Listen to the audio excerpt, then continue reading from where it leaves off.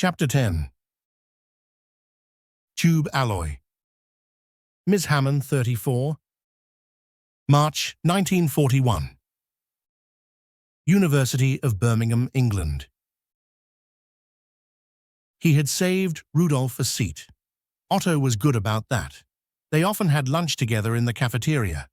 When they did, they always spoke in English. It would have been nice to relax into his native German, but their accents alone drew enough attention to them. Ah, you made it. I was losing hope, but I see you were a bit late for the meatloaf. Otto cut his slice in half and slid a portion over onto his colleague's plate. Meat was rare enough to make that a very meaningful gesture. It did add a lot to his otherwise rather dreary tray of vegetables. The English had been very welcoming, taking them in during their time of need, but the food was rather lacking. Wartime rationing had done nothing for a country already famous for a rather bland diet. Otto hoped his friend would have good tidings for him. Otto added, You had a meeting with Oliphant? Did he say anything about our security clearances? Will we be able to join the other project?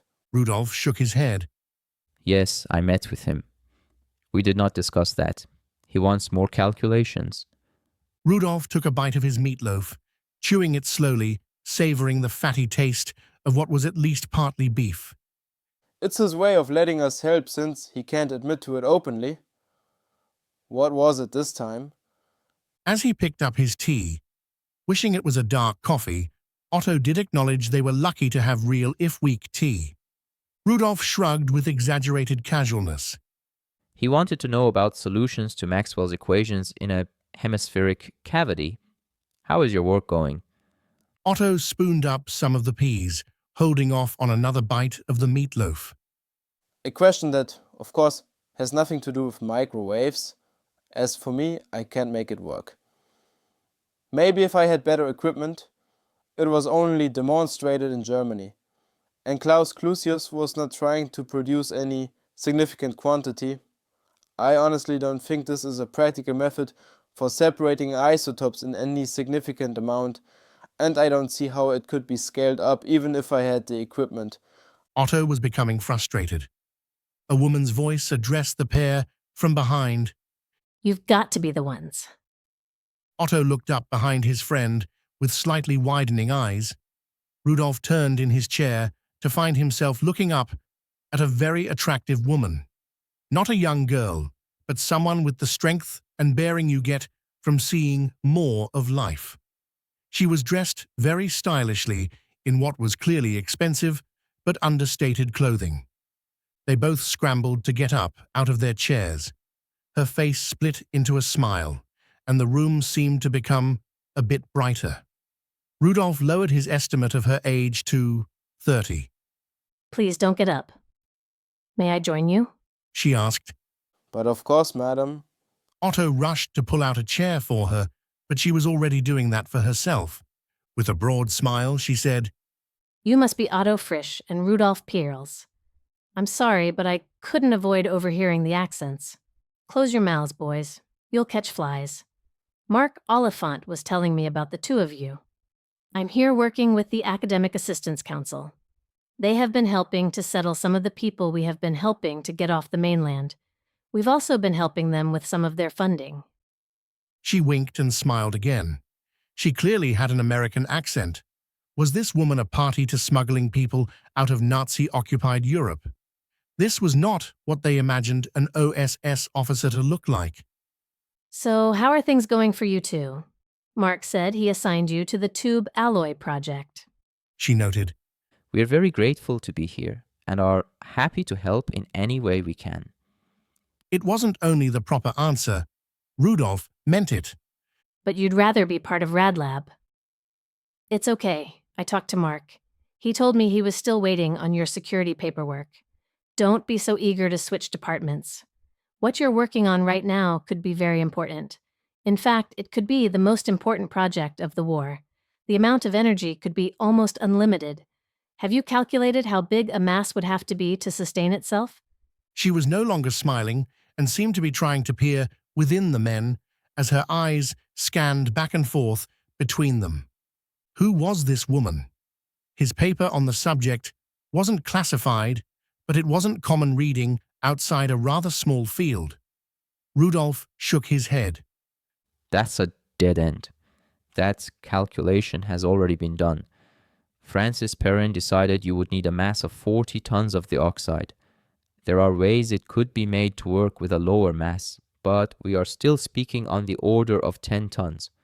I myself did the calculations for an ideal scenario of a sphere of pure metal, not oxide, and it is still on the order of tons.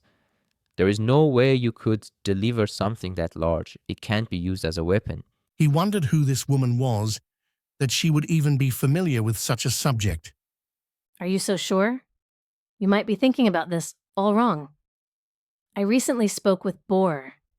You know there exist more than one isotope? Did it ever strike you as odd that it reacts to both fast and slow particles? Bohr thinks the rarer 235 is the more reactive of the two. You need to rework your calculations for a ball of pure 235. I know it's difficult to separate. That drew a groan from both of the men. It's a hurdle, granted, but sit down and do the math. She was deadly serious now. Her eyes bore commandingly into them with a purpose.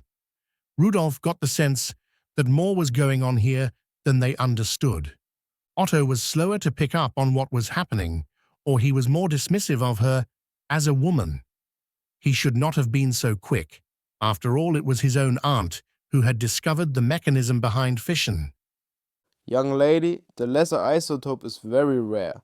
Even if you could somehow separate it, I assure you not enough 235 exists in the crust of the earth to make such a device. She glared at him. First, I don't think the mass will be nearly as large as you believe. Second, we already have the ore in America. With a fission cross-section of 1.24 barn, 235 is much more reactive than natural uranium. It's that 0.7% that does all the work. Do the calculation. She seemed to be losing patience. What is a barn? Rudolph felt like he wasn't keeping up with the conversation. It was a new and uncomfortable feeling. For a moment, she seemed to be confused. It's a measure. 10 to the power of minus 24 centimeters squared. Look, calculate how big the sphere would be, and its mass, and its explosive potential. How long does it take to blow? That will give you an idea of the power we are talking about. She started to stand up, and Rudolph scrambled to get up with her. Sorry, I didn't get your name. She seemed ready to disappear as quickly as she had arrived. Mrs. Hamman of the Hamman Corporation. Look, run the numbers. I have to go. Time is a-burning. Smiling at some private joke, she was gone, her heels tapping on the floor as she disappeared from their lives. Rudolph found the number in a copy of Nature. It wasn't the one she had quoted, but it was close enough that he didn't think she could have guessed at it. He also found no mention of it being measured in barn. What a strange name for a unit of measure. Maybe it was an American thing. When they were done, they both sat staring at the sheet of paper. She had been right. The mass was small. The power was almost beyond comprehension. It could only be expressed in abstract numbers. He could not connect in his head what the explosion of thousands of tons of TNT would mean. When they sat down to write their findings up, Rudolph typed the document himself. He did not trust anyone else with this information. He only made one carbon copy. They took it directly to Oliphant. Looking down at it, lying on the desk, Rudolph thought it might well be the most important document to have ever existed. He and Otto never spoke of the young woman, and they never saw her again. It was several years later when he once again heard the term barn and had its recent adoption explained to him along with the source of the name.